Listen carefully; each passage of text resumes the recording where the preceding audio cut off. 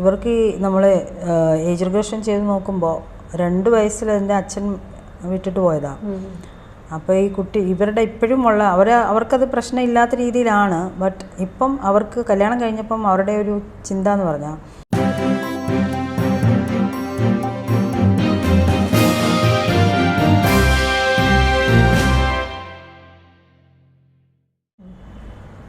ഈ post traumatic stress disorder PTSD എന്ന് പറയുന്നത് പല സൈക്കോളജിസ്റ്റുമാരും അല്ലെങ്കിൽ അവർ സംസാരിച്ച് കേട്ടിട്ടുള്ള കാര്യമാണ്. അപ്പം ഈ സ്ട്രെസ് ഡിസോർഡർ ഒരു ഡിസോർഡറിലേക്ക് പോയി കഴിഞ്ഞ് നമുക്കത് ഓർഡറിലാക്കി എടുക്കുക എന്ന് പറയുന്നത് വലിയ ബുദ്ധിമുട്ടുള്ള കാര്യമാണ്. അത് ഫിസിക്കലി ആണെങ്കിലും ഇമോഷണലി ആണെങ്കിലും ഒക്കെ വലിയ ബുദ്ധിമുട്ടുള്ള കാര്യമാണ്. അപ്പോൾ അത് നമ്മൾ ഹിപ്നോതെറാപ്പിയിലൂടെ സാധിക്കുന്നതാണോ മാം പറയുന്നത്? തീർച്ചയായിട്ടും സാധിക്കും. ഒരു കണക്കിന് പറഞ്ഞാൽ ഹിപ്നോതെറാപ്പി കൂടെ അത് കംപ്ലീറ്റ് ആയിട്ട് മാറ്റാൻ സാധിക്കത്തുള്ളൂ. കാരണം സബ് കോൺഷ്യസിലാണല്ലോ ഇതിൻ്റെ ഒരു ട്രോമയുടെ കാരണം കിടക്കുന്നത്. ഇപ്പോൾ ഒരാൾ പെട്ടെന്നുണ്ടായ ഒരു ബ്രേക്കപ്പ് അല്ലെങ്കിൽ ആരെങ്കിലും നമ്മളെ കുറ്റം പറയുക അല്ലെങ്കിൽ ഇപ്പോൾ കുറേ സംഭവങ്ങൾ നമുക്ക് നടക്കുന്നുണ്ട്. ഇപ്പം നമ്മുടെ കേരളത്തിൽ തന്നെ എടുത്താൽ എല്ലാവരും അതിശയിച്ചു പോകുന്ന രീതിയിലുള്ള ആത്മഹത്യയാണ്. എന്തിന് ആത്മഹത്യ ചെയ്തതെന്ന് എല്ലാവരും ഇങ്ങനെ ചോദിക്കും. അതേപോലെ തന്നെ ആ ഒരു മൊമെന്റിൽ ഉണ്ടാകുന്ന ഒരു വികാരം, വിക്ഷോഭമോ അങ്ങനെ എന്തെങ്കിലും ആയിരിക്കാം. എന്ന് വെച്ചാൽ ചിലപ്പോൾ ആ ഒരു സിറ്റുവേഷനിൽ കടന്ന് അടുത്തൊരു പുറത്തേക്ക് ഇറങ്ങിയിരുന്നെങ്കിൽ ചിലപ്പം ആത്മഹത്യയുടെ ചിന്ത അങ്ങ് മാറി കിട്ടിയേനെ. ഇപ്പം കല്യാണം കഴിച്ച പല യുവതികളും ആത്മഹത്യ ചെയ്യുന്നതായിട്ട് കണ്ടിട്ടുണ്ട്. ചെറുപ്പക്കാർ എല്ലാവരും എനിക്ക് തോന്നുന്നു 25-30 വയസ്സ്, ഒരു 35 വയസ്സിന് ഇടയ്ക്കുള്ളവരാണെന്ന് തോന്നുന്നു. ആ ഒരു കാലഘട്ടത്തിലാണ് ഒന്ന് പിടിച്ചു നിൽക്കാൻ കൂടുതൽ ബുദ്ധിമുട്ട്. പിന്നെ കഴിഞ്ഞ ദിവസം ഞാനിങ്ങനെ പത്രത്തിൽ വായിച്ചാണ് ഇപ്പം കല്യാണപ്രായം ഏറ്റവും നല്ലത് 28 വയസ്സിന് 32 വയസ്സിന് ഇടയ്ക്കാണ്. ആ സമയം കുറച്ചുകൂടി ഒരു മെച്യൂരിറ്റി ലെവലുണ്ടാവും അതിന് മുമ്പ് കെട്ടിച്ചു വിടുന്നതിനേക്കാളും. പക്ഷെ പണ്ടത്തെ കൺസെപ്റ്റ് നേരെ തിരിച്ചായിരുന്നു. എത്രയും നേരത്തെ കെട്ടിച്ചു വിടാമോ അത്രയും നേരത്തെ കെട്ടിച്ചു വിടുക എന്നുള്ളതാണ്. അപ്പം അതിന്റെ കൺസെപ്റ്റ് ഒരുപാട് രണ്ടിലും വ്യത്യാസങ്ങളുള്ളതെന്ന് വെച്ചാൽ 18 വയസ്സിലൊക്കെ കല്യാണം കഴിക്കുമ്പോൾ അന്നൊന്നും വലിയ ഓപ്ഷൻസ് ഇല്ല. പെൺകുട്ടികൾക്ക് എന്തെങ്കിലും ചെയ്യാനൊന്നും ഇല്ല, പുറത്തേക്ക് ആരും പഠിക്കാനും വിടുന്നില്ല. അങ്ങനെ ആകുമ്പോൾ ഇവരുടെ ഒരു പേഴ്സണാലിറ്റി ഡെവലപ്പ് ചെയ്തിട്ടില്ല, മോൾഡഡ് ആയിട്ടില്ല. അപ്പോൾ ഇവർ ഫൈനാൻഷ്യൽ ഇൻഡിപെൻഡൻസും ആയിട്ടില്ല. അപ്പോൾ അവർ പുതിയൊരു വീട്ടിലേക്ക് പോകുമ്പം ആ വീട്ടിലെ കുട്ടിയായിട്ട് തന്നെ പിന്നെ ആ വീടുമായിട്ട് അഡ്ജസ്റ്റ് ചെയ്ത് ആ ആളുമായിട്ട് അഡ്ജസ്റ്റ് ചെയ്ത് അങ്ങനെ അങ്ങ് പൊക്കോളും. പക്ഷേ 28 വയസ്സെന്ന് 25 വയസ്സൊക്കെ കഴിഞ്ഞെന്ന് പറയുമ്പോഴത്തേക്കും സ്വന്തമായ ഒരു പേഴ്സണാലിറ്റി, സ്വന്തമായ പ്രൊഫഷൻ എല്ലാം ആയി.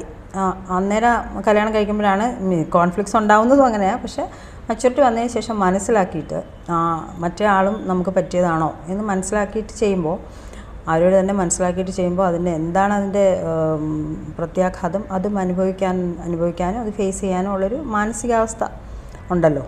അത്രേ ഉള്ളൂ. പിന്നെ ഇപ്പോൾ ചോദിച്ച ഈ ആത്മഹത്യയുടെ കാര്യം പറഞ്ഞത്, നമ്മളീ പറയുന്ന ആത്മഹത്യകൾ കാണുന്നതൊക്കെ ഒരു നിമിഷത്തെ ഒരു ഇതുകൊണ്ടാണ് ആത്മഹത്യ ചെയ്യുന്നതെന്ന് പറയാം. പക്ഷേ എല്ലാവരും ചെയ്യുന്നില്ലല്ലോ. പലരും അതിനെ ഒന്ന് സർവൈവ് ചെയ്ത് വേറൊരു വഴി നോക്കി, ഇപ്പോൾ വേറൊരാൾ ഹെൽപ്പ് ചെയ്യാനില്ലെങ്കിൽ പോലും അതിനെന്താന്നുള്ള രീതിയിൽ കുറച്ചും കൂടെ ഒന്ന് മച്ചുറായിട്ട് ചിന്തിച്ച് കാര്യങ്ങൾ ചെയ്യുന്നവരുണ്ട്. ഞാനീ പറഞ്ഞ ചൈൽഡ്ഹുഡ് ട്രോമ ഉള്ള ആൾക്കാർക്ക് ഓൾറെഡി അവരുടെ ഉള്ളിൽ ഈ ഒരു ട്രോമാറ്റിക്കായ ഒരു ഇന്നർ ചൈൽഡാണുള്ളത്. വിഷമങ്ങൾ സഹിക്കാൻ പറ്റാത്ത, ഭയങ്കരമായ എന്തെങ്കിലും ഒരു അറ്റാക്ക് വരുമ്പോൾ അതിനെ ഒന്ന് എതിർക്കാൻ പറ്റാത്ത, ഓൾറെഡി ഡിസോർഡേഡ് ആയിട്ട് ഇരിക്കുകയാണ്. അതിൻ്റെ കൂടെ ഒരു കാര്യം കൂടെ ട്രിഗർ ചെയ്യും. അപ്പോൾ അത് മനസ്സിലാവുന്നേ ഇല്ല. ഇയാൾ പാവമാണ്. ചിലപ്പം ആൾക്കാർ പറയും അയ്യോ അല്ലെങ്കിൽ അവളൊരു ഭയങ്കര പാവമാണ്, ആൾക്കാരോട് അധികം ഒന്നും സംസാരിക്കുക പോലും ചെയ്യാത്ത ഒരാളാണ്. അത് ഒരു നോർമലാണെന്ന് പറയാൻ പറ്റില്ല. അത് നമ്മൾ ഈ ട്രോമ ഉണ്ട് ഒരു കുട്ടി ഐഡൻറ്റിഫൈ ചെയ്യാനുള്ള കുറച്ച് ലക്ഷണങ്ങൾ തന്നെ ഇതാണ്. സാധാരണ ആഹാരം കഴിക്കുകയും അത്യാവശ്യം വീട്ടിൽ നന്നായിട്ട് കുറച്ചൊക്കെ നന്നായിട്ട് ജീവിക്കാൻ പറ്റുന്നൊരു കുട്ടി സ്കൂളിലൊക്കെ വന്നാൽ സന്തോഷമായിട്ടിരിക്കണം. അത്യാവശ്യം അവരുടെ ആക്ടിവിറ്റീസൊക്കെ ചെയ്ത് എല്ലാവരുമായിട്ട് മിങ്കിൾ ചെയ്ത് കളിക്കാൻ പോവുക, അങ്ങനെ ചെയ്യുക. ചില കുട്ടികൾ അതിൽ നിന്നൊക്കെ മാറി നിൽക്കും. കുറേ പേര് കളിക്കുമ്പോൾ ഇവർ മാറി നോക്കിക്കൊണ്ടിരിക്കുക. എപ്പോഴും അങ്ങനെയാണെന്ന് ചില സന്ദർഭങ്ങളിൽ അങ്ങനെ വരാം. എപ്പോഴും അങ്ങനെ ആണെങ്കിൽ അതിനെ നോട്ട് ചെയ്തിട്ട് ആ കുട്ടിക്ക് എന്തെങ്കിലും രീതിയിലുള്ള ചൈൽഡ്ഹുഡ് ട്രോമ ഉണ്ടായിട്ടുണ്ടാവും. നമ്മൾ പറയുമ്പോൾ ചൈൽഡ്ഹുഡ് എന്ന് പറയുമ്പോൾ ഇപ്പോൾ ഒരു 1-2 വയസ്സ് തൊട്ട് 1-2 വയസ്സ് വരെ പിള്ളേരെയൊക്കെ നമ്മൾ പാൽ കൊടുക്കുക, കൂടെ കിടത്തുക, ഉറക്കുക, അത്രയൊക്കെ ഉള്ളൂ. പക്ഷെ അതിനു മുമ്പേ ഈ ട്രോമ എന്ന് പറയുന്ന സാധനം തുടങ്ങും. അത് ഗർഭപാത്രത്തിൽ വരുമ്പോൾ തൊട്ടാണ് ഈ ട്രോമ നമ്മൾ പറയുന്നത്. അതും ആർക്കും മനസ്സിലാവുന്നില്ലല്ലോ. അപ്പോൾ ലക്ഷണങ്ങൾ കണ്ടിട്ട് ഇങ്ങനത്തെ കുറച്ച് ലക്ഷണങ്ങൾ, മാറിയിരിക്കുക, പിന്നെ വെറുതെ കരയുക, ചെറിയ കാര്യത്തിന് ചുമ്മാ ചിരിക്കുക, പെട്ടെന്ന് മൂഡ് സ്വിങ്സ് വരിക, പിന്നെ സ്കൂളിലായാലും ആരെങ്കിലും ചെറുതായിട്ടിങ്ങനെ വഴക്ക് പറഞ്ഞാൽ കൂടെ അവർക്ക് അത് ഭയങ്കരമായ വിഷമം വരിക, ഒറ്റയ്ക്ക് പോയി മുറിക്കകത്തേക്ക് കുറച്ച് ദിവസം നന്നായിട്ട് ചെയ്തുകൊണ്ടിരുന്ന ആൾ പെട്ടെന്ന് ചേഞ്ച് വരിക, അതും ശ്രദ്ധിക്കണം. അങ്ങനത്തെ കുറേ ലക്ഷണങ്ങൾ എന്തായാലും നമുക്ക് മനസ്സിലാക്കാൻ പറ്റും. ആ ലക്ഷണങ്ങൾ കാണുമ്പോൾ അമ്മമാരായാലും അച്ഛന്മാരായാലും പേരൻസ് ആയാലും ടീച്ചേഴ്സ് ആയാലും ഒന്ന് ശ്രദ്ധിച്ച് എന്താണ് ഈ കുട്ടിക്ക് പ്രശ്നം എന്നൊന്ന് മനസ്സിലാക്കി ഒന്ന് ഹീൽ ചെയ്ത് കൊടുത്താൽ വളർന്നു കഴിയുമ്പോൾ ഇയാൾ വലിയൊരാളാവേണ്ട ആളായിരിക്കും, പക്ഷേ വലിയ ആളായി കഴിഞ്ഞിട്ടായിരിക്കും പെട്ടെന്നൊരു ദിവസം ആത്മഹത്യ ചെയ്യുന്നത്, അല്ലെങ്കിൽ പെട്ടെന്ന് ദിവസം ജീവിതത്തിൽ തന്നെ പോകുന്ന, ഒളിച്ചോടി പോവുകയോ സന്യാസത്തിന് പോവുകയോ, അതെല്ലാം ഓരോരുത്തരുടെ ചോയ്സ്. പക്ഷേ ഒരു ഹെൽത്തി ലൈഫിൽ നിന്നും കംപ്ലീറ്റ് ആയിട്ട് പോകുന്നത്, ഒളിച്ചോട്ടം എന്ന് പറയുന്ന ഒരു കാര്യം വരുന്നതും, പിന്നെ ഈ അഡിക്ഷൻസ് വന്ന് നശിക്കുന്നതും, പിന്നെ പേഴ്സണാലിറ്റി ഡിസോർഡർ എന്ന് പറയുന്നൊരു വലിയ പ്രശ്നമുണ്ട്. ഈ കാരണങ്ങളൊക്കെ കൊണ്ട് ഇവർക്ക് ചിലപ്പോൾ റിലേഷൻഷിപ്പിനോട് യാതൊരു കോൺഫിഡൻസും കാണത്തില്ല, വിശ്വാസവും കാണത്തില്ല. അപ്പോൾ ഒരു മാരേജിലേക്ക് പോയാലും പിന്നെ അല്ലാതെ ഒരു ലവ് റിലേഷൻഷിപ്പിലേക്ക് പോയാലും ഒന്നും ഇവർ ചിലപ്പം മറ്റയാളെ വിശ്വസിക്കത്തില്ല, ചിലപ്പോൾ അമിതമായിട്ട് വിശ്വസിക്കും. ഒരു ഡിപ്പെൻഡൻറ്റ് പേഴ്സണാലിറ്റി, ഒരു അറ്റാച്ച്മെൻറ്റ്, ഭയങ്കരമായ അറ്റാച്ച്മെൻറ്റ്. ഈ ഭയങ്കരമായ അറ്റാച്ച്മെൻറ്റ് ആഗ്രഹിക്കുന്നവരോ അങ്ങനത്തെ പേഴ്സണാലിറ്റി ഉള്ളവർക്കാണ് കൂടുതലായിട്ടും ഈ അഡിക്ഷൻസിലേക്ക് പോകുന്നതും. നമ്മളീ പറയുന്ന ചില ആൺകുട്ടികളും പെൺകുട്ടികളും തമ്മിൽ നമ്മളിപ്പോൾ പറയുന്നൊരു മെയിൻ ഇതെന്ന് വെച്ചാൽ ഒരു ഭയങ്കര സെക്സ് അഡിക്ഷനാണെന്ന് പറയും പിള്ളേർക്ക്. എന്ന് വെച്ചാൽ അവർക്ക് ആ ഒരു എന്താണ് ശരിക്കും ഇതെന്ന് മനസ്സിലാവുന്ന പോലുമില്ല, അവർ അങ്ങ് എന്തൊക്കെയോ ചെയ്യുകയാണ് എന്നുള്ളത്. അതും ഞാനീ പറഞ്ഞ പോലെ ആ പ്ലഷർ കിട്ടാൻ വേണ്ടിയിട്ട് ചെയ്യുന്നൊരു കാര്യമാണ്. അതും ഒരു ട്രോമാറ്റിക് ആയിട്ടുള്ള ചൈൽഡാണ് അങ്ങനെ ചെയ്യുന്നത്. വളർന്നവരുടെ അംഗീകാരം, സ്നേഹം, അതിന് വേണ്ടിയിട്ടുള്ള ആ കിട്ടാതാവുമ്പോഴാണ് പെട്ടെന്ന് പോയി സൂസൈഡ് ചെയ്യുന്നത്. യഥാർത്ഥത്തിൽ ഇയാളുടെ ആ ഒരു ഇന്നർ ചൈൽഡ് ഹെൽത്തി അല്ല. എല്ലാവർക്കും പ്രശ്നങ്ങളുണ്ട്, ചെറിയ ചെറിയ പ്രശ്നങ്ങളും വലിയ പ്രശ്നങ്ങളൊക്കെ. പക്ഷെ അത് ഡീൽ ചെയ്യുന്ന രീതി, ഏത് രീതിയിലാണ് അവർക്ക് ഇപ്പോൾ എടുക്കുന്നത്, അത് ഇപ്പോഴത്തെ ഒരു ലൈഫ് സ്റ്റൈൽ വെച്ചിട്ടൊക്കെ. പണ്ടൊക്കെ നമ്മൾ പറയുമ്പോൾ അത് സ്ത്രീകൾക്കെതിരായിട്ടൊന്നും അല്ല സംസാരിക്കുന്നത്. കുറേ കാലം മുമ്പ് ഒരു 25 വയസ്സുള്ള, ഇപ്പോഴത്തെ 25 വയസ്സുള്ള കുട്ടികൾ എന്നൊക്കെ പറയുന്ന ആ ഒരു സമയത്തിന് മുമ്പ് വരെയൊക്കെ കൂടുതൽ അമ്മമാർ ജോലിക്കൊന്നും അധികം പോയിട്ടില്ല. അഥവാ പോവുകയാണെങ്കിലും ടീച്ചറിൻ്റെ ജോലി, വൈകിട്ട് വീട്ടിൽ വരിക, അല്ലെങ്കിൽ മക്കളുടെ കാര്യം കൂടെ നോക്കാൻ പറ്റുന്ന ജോലിയൊക്കെ ഉണ്ടായിരുന്നുള്ളൂ. അത് കഴിഞ്ഞിട്ടുള്ളൊരു തലമുറ, ആ ഒരു ടൈം തൊട്ടുള്ളൊരു തലമുറയാണ് സ്വന്തമായിട്ട് ജോലി വേണം, അതെല്ലാവരും അംഗീകരിക്കുകയും ചെയ്തു. ഫിനാൻഷ്യൽ ഫ്രീഡം വേണം, ഭാര്യയ്ക്കും കൂടെ ജോലി വേണം, എന്നാലേ ജീവിക്കാൻ പറ്റൂ എന്നുള്ളൊരിത്. അപ്പോൾ ജോലി ചെയ്യാൻ അമ്മയും അച്ഛനും പോകുമ്പോൾ ഈ കുട്ടി എന്ന് പറയുന്നത് തീർച്ചയായിട്ടും അമ്മയുടെ അച്ഛൻ്റെ ഉത്തരവാദിത്തമാണ്. ഒരു കുട്ടിയെ വളർത്താൻ പറ്റില്ലെങ്കിൽ നമ്മൾ ആ കുട്ടിയെ ജനിപ്പിക്കരുതെന്ന് പറയത്തില്ലേ. അത് സമൂഹത്തിനും നമുക്കൊക്കെ നല്ലൊരു കുട്ടിയായിട്ട് വളർത്തിക്കൊണ്ട് വരിക എന്നുള്ളത് അച്ഛൻ്റെ അമ്മയുടെ തന്നെ കടമയാണ്. പക്ഷേ അപ്പോഴത്തേക്ക് ആ കടമ മാറ്റിയിട്ട് ചെറുപ്പത്തിലെ അവരെ നമ്മൾ ഒന്നുകിൽ പ്ലേ സ്കൂളിൽ അല്ലെങ്കിൽ കെയർ സെൻറ്ററിൽ വിടുക, അല്ലെങ്കിൽ അമ്മൂമ്മയും അപ്പൂപ്പനും നോക്കുക, അല്ലെങ്കിൽ ആരെങ്കിലും നമ്മൾ നോക്കാൻ വെക്കുക. ഇവർക്ക് എന്തൊക്കെയായിരിക്കും ആ സമയത്ത് കിട്ടിയിട്ടുണ്ടാവുക എന്ന് ഇവർക്ക് പോലും അറിയില്ല, കുട്ടിക്ക് പറയാനും അറിയില്ല, ഇവർക്കും അറിയില്ല. അപ്പോൾ ഒരു ചേഞ്ചസ് വരുന്നത് പിന്നീടാണ്. അപ്പോൾ ഈ കുട്ടിക്കൊന്നും ഓർമ്മയില്ല. ഇവർ വിചാരിക്കും ഞാൻ നല്ല ഇത് അങ്ങനെയല്ലേ ചെയ്തത്, ഞാൻ ഇങ്ങനെയല്ലേ ചെയ്തത്. പക്ഷേ ഇവർക്കൊരു റിഗ്രഷൻ ചെയ്ത് വരുമ്പോഴാണ് മനസ്സിലാവുന്നത് എന്താണ് ഇവർക്ക് അന്ന് സംഭവിച്ചത്.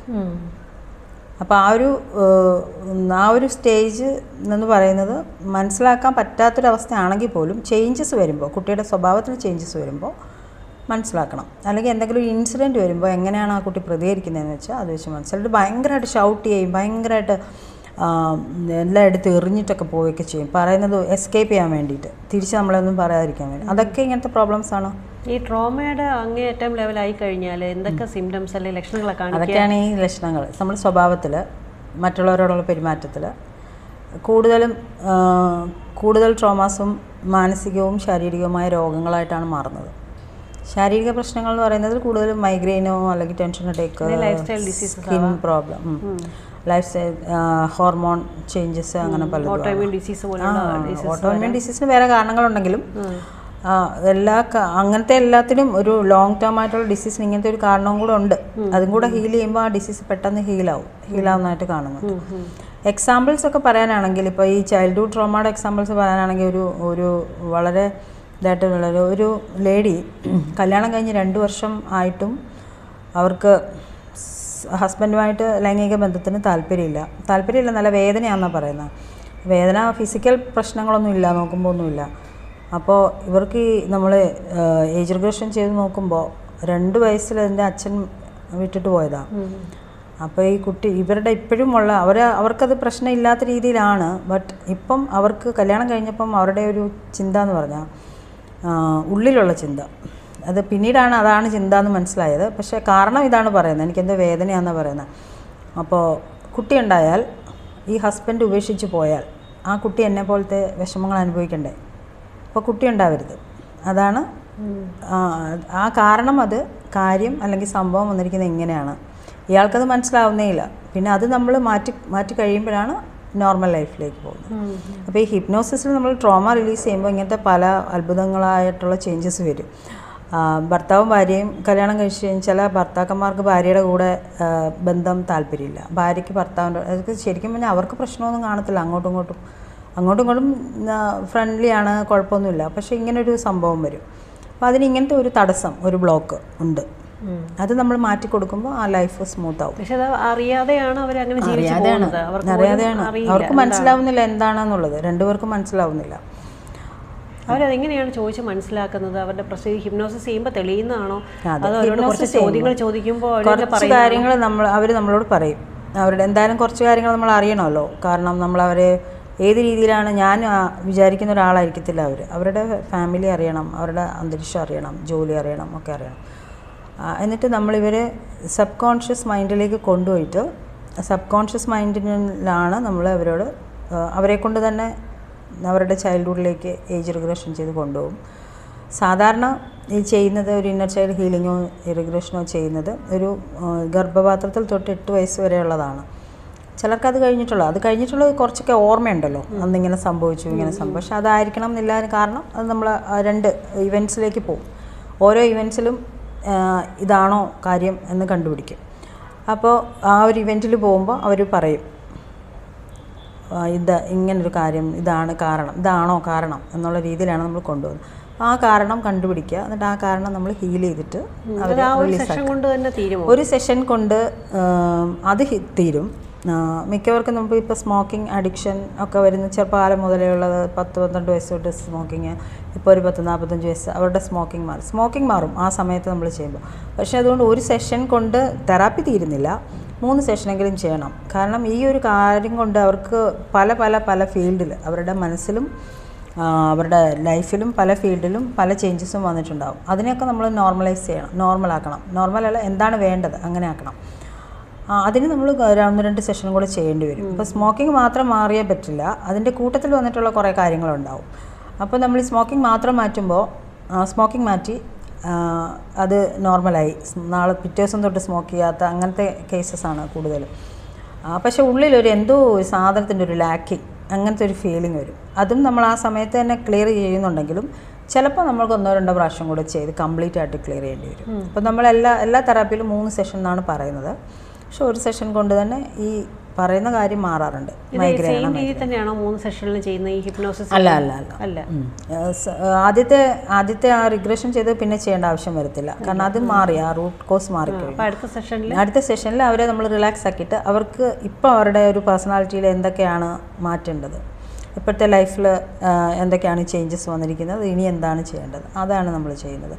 അതിന് കുറച്ചും കൂടെ ഒന്ന് റിലാക്സ് ചെയ്ത് ഇതൊന്നും കൂടെ ഒന്ന് കൺഫേം ചെയ്യും, നിങ്ങളുടെ ഈ പ്രശ്നം മാറി, നീ ഇത് ഹീൽ ചെയ്തു, ഇപ്പോൾ കുറച്ചും കൂടെ എളുപ്പത്തിലാവും. ആദ്യത്തെ സെഷനാണ് കൂടുതൽ ടൈം എടുക്കുക. കൂടുതൽ ടൈം ഒരു 3 hours-എങ്കിലും എടുക്കും. രണ്ടാമത്തെ സെഷനൊക്കെ 1 മണിക്കൂർ 1.5 മണിക്കൂറൊക്കെ. ഇതൊന്നും നമുക്ക് പറയാൻ പറ്റില്ല, അതൊക്കെ ഒരു ഡിപ്പെൻസ് ആണ്. ഇപ്പോൾ ഓരോ കസ്റ്റമൈസ്ഡ് എന്ന് വേണമെങ്കിൽ പറയാൻ പറ്റും. ഓരോരുത്തരും പല പ്രശ്നങ്ങൾ കൊണ്ട് വരുന്നവരാണ്.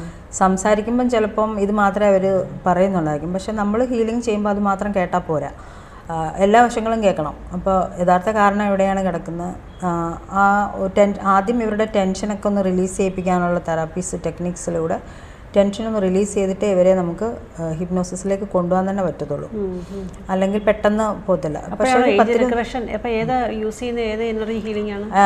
ഏജ് റിഗ്രഷനും ഇന്നർ ചൈൽഡ് ഹീലിംഗും ഒന്ന് തന്നെയാണ്. പക്ഷേ ഏജ് റിഗ്രഷൻ എന്ന് പറയുന്ന ആ ഒരു കാരണത്തിലേക്ക് മാത്രം എന്താണ് മാറ്റേണ്ടത് അതിനു വേണ്ടി നമ്മൾ കൊണ്ടുപോയി അത് ചെയ്യാം.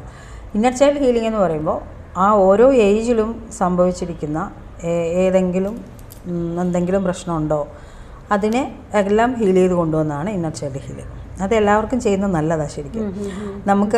നമുക്കൊന്നും അറിയാത്ത എന്തൊക്കെയോ കാര്യങ്ങളുണ്ടാവും. നമ്മുടെ ഫിനാൻഷ്യൽ സ്റ്റാറ്റസിനെ അത് ബാധിക്കുന്നുണ്ടാവും, പ്രൊഫഷനെ ബാധിക്കുന്നുണ്ടാവും, നമ്മുടെ പേഴ്സണൽ ലൈഫിനെ ബാധിക്കുന്നുണ്ടാവും, പേഴ്സണാലിറ്റിയെ ബാധിക്കുന്നുണ്ടാവും. അപ്പോൾ നമ്മൾ ഇതൊക്കെ ഒന്ന് ഫൈൻഡ് ഔട്ട് ചെയ്തൊന്ന് ക്ലിയർ ചെയ്ത് കഴിഞ്ഞാൽ അതുകൊണ്ടാണ് നമ്മൾ ഈ ഒരു ഇന്നർ നമുക്കൊരു ഇന്നർ എനർജി, ആ ഇന്നർ എനർജി എന്ന് പറയുന്നത് ഉള്ളിലേക്ക് നോക്കിയിട്ട് ഉള്ളിലോട്ട് ഹീൽ ചെയ്യുന്ന ഒരു എനർജി ഉണ്ട്. അതിന് വേണ്ടിയിട്ടാണ് നമ്മൾ മെഡിറ്റേഷൻ ചെയ്യുന്നത്. മെഡിറ്റേഷൻ പ്രാക്ടീസ് ചെയ്യുന്നതും ഇതേപോലെ നമ്മൾ ഹീലിംഗ് ചെയ്യുന്നത് പോലത്തെ ഒരു എഫക്റ്റാണ്. പക്ഷെ അതിൻ്റെ ഒരു എത്രയോ ഇരട്ടി എഫക്റ്റാണ് നമ്മൾ ഹിപ്നോസിസ് ചെയ്യുമ്പോൾ. കാരണം ഡയറക്റ്റ് നമ്മൾ അവിടേക്ക് പോവുകയാണ്. ഒരിക്കലും ഇത് ഹിപ്നോസിസ് അല്ല ഏജ് റിഗ്രഷൻ ചെയ്ത് കഴിഞ്ഞാൽ പിന്നെ ലൈഫിൽ അവർക്ക് പിന്നെ എപ്പോഴെങ്കിലും വേണ്ടി വരുമോ? ഇല്ല, സെയിം കാര്യത്തിന് വേണ്ടി ചെയ്യേണ്ടി വരത്തില്ല.